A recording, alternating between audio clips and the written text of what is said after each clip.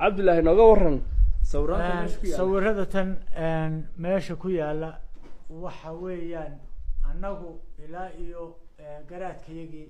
arrinta tan waxa kan way ku yiileen haddii aanu wareysanay dadka taariikhda u dhuun daloola waxay nagu yidhaaheen waxa kan waxa weeyaan dadkii quruumihii inaga horreeyey waa afkii ay ku hadli jireen iyo qoraalkoodii waxay nagu yidhaaheen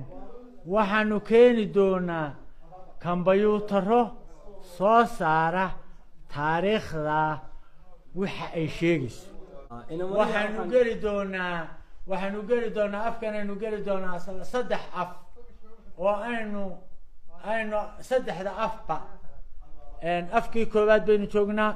afka labaad baynu tegi doonaa intaynu xulo waxaanu tegi doonaa afka saddexaad marka intii aynu kari karro baynu gaaraynaa sidoo noo sheegay xaajigu wuxuu yiraahday godku 3 wuxuu leeyahay 3 yani god oo 3 god bay yihiin 3 suruun oo kala duwan marka inagu insha Allah ma fogaanayno oo godka wada artay godka halista badan wax walba inaga soo bixi karaan inagu insha Allah waxa gaaraynaa halkan dhow oo insha Allah warbixin kooban baan ka soo siin doonaa 3 af ay ku kala leexdaan ka xaajiga ayna tusaya ina mariya aansaarta laba fiiri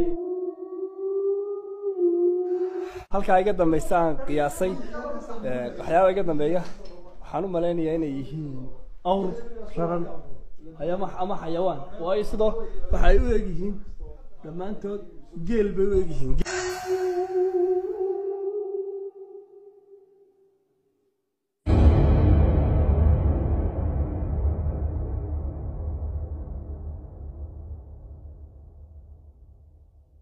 sidoo kale waxaan sii gali doonaa afaafkii godka halka naga dambaysa waa madowgii